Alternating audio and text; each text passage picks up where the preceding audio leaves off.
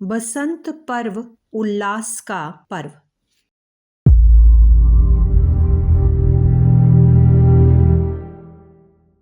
हमारे अधिकांश त्योहारों का किसी न किसी देवता की पूजा और उपासना से संबंध है, परंतु बसंत पंचमी का त्योहार विशेष रूप से ऋतु परिवर्तन के उपलक्ष्य में एक सामाजिक समारोह माना जाता है।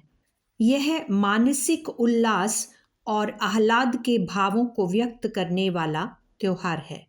भारतवर्ष में बसंत का अवसर बहुत सुहावना, सौंदर्य का विकास करने वाला और मन की उमंगों में वृद्धि करने वाला माना जाता है। वैसे इस ऋतु का आगमन होली के आसपास होता है, पर बसंत पंचमी का त्योहार माघ शुक्ल पंचमी को ऋतुराज बसंत के स्वागत के रूप में मना लिया जाता है और उसी दिन से होली की तैयारियां शुरू कर दी जाती हैं। मनुष्य ही नहीं, जड़ और चैतन्य प्रकृति भी इस महोत्सव के लिए इसी समय से नया श्रृंगार करने लग जाती है। वृक्षों और पौधों में पीले लाल नवीन पत्ते और फूलों में कोमल कलियां दिखलाई पड़ने लगती हैं। आम के वृक्षों का सौरभ चारों ओर बिखरने लगता है। सरसों के फूलों की शोभा तो अद्वितीय दिखलाई पड़ती है और कदाचित उन्हीं के रंग के आधार पर मनुष्य भी बसंती रंग के वस्त्र पहनना आवश्यक समझने लगे हों। कोयल और भ्रमर भी अपना मधुर संगीत आरंभ कर देते हैं। वास्तव में बसंत का अवसर जीव जंतु और वनस्पतियों की भी कायाकल्प का अवसर होता है और उस समय सभी में नव जीवन का विकास होते देखा जाता है। बसंत की नव जीवन प्रदायनी शक्ति का प्रभाव हमारे शरीर पर ही नहीं पड़ता, वरन उस समय हमारी मानसिक शक्तियां विकास उन्मुख होती हैं और उनके द्वारा हम ज्ञान विज्ञान साहित्य के क्षेत्र में विशेष रूप से प्रगति कर सकते हैं। शरीर और मन का एक दूसरे से अति निकट का संबंध है। जिस समय मनुष्य का स्वास्थ्य निर्बल होगा या उसे किसी प्रकार की पीड़ा होगी, उस समय मानसिक कार्य उचित रूप में नहीं हो सकते।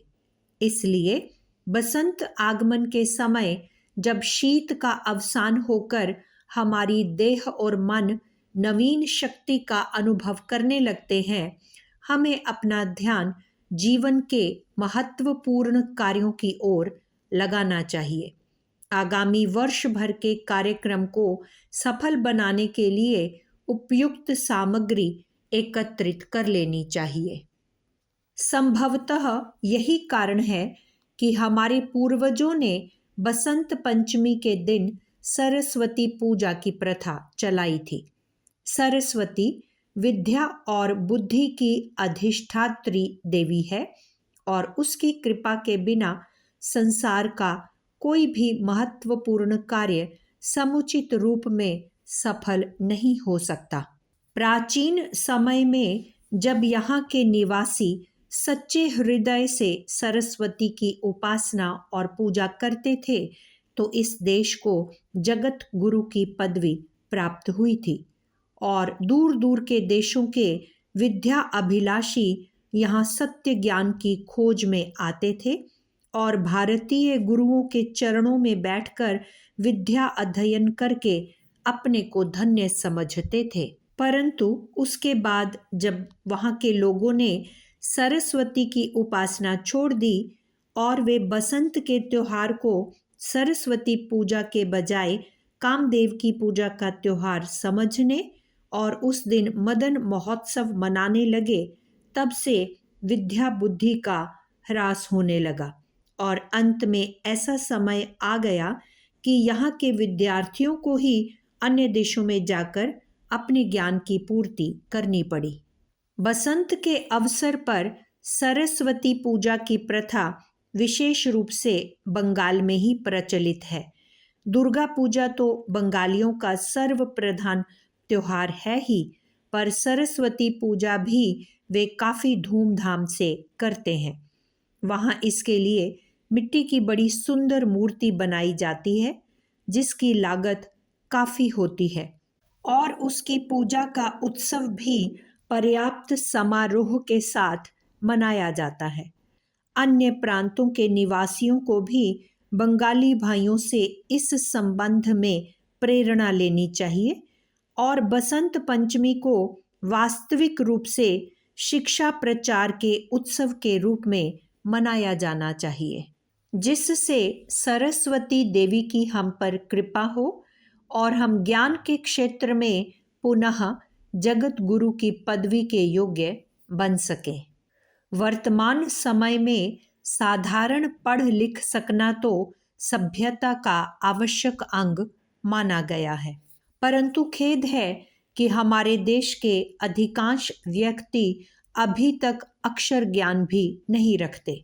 यह एक ऐसी बात है जिसके कारण हम उन सभ्य जातियों के सम्मुख, जिनकी 100% जनता शिक्षित है, आंख नहीं उठा सकते।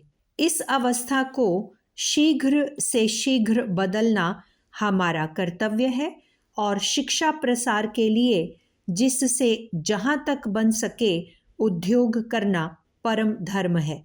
देश से निरक्षरता का चिन्ह मिटा दिया जाए, इस बात का व्रत हमको बसंत पंचमी के त्योहार पर ग्रहण करना चाहिए। पुस्तक त्योहार और व्रत, लेखक पंडित श्री राम शर्मा आचार्य। अगर आपको हमारी यह वीडियो पसंद आई हो तो इसको लाइक करें, कमेंट और शेयर ज़रूर करें और हमारे YouTube चैनल ऋषि चिंतन को सब्सक्राइब भी कर लें। साथ ही बेल आइकन को भी दबाएं ताकि आपको आने वाली वीडियोस की नोटिफिकेशंस मिलती रहें। धन्यवाद।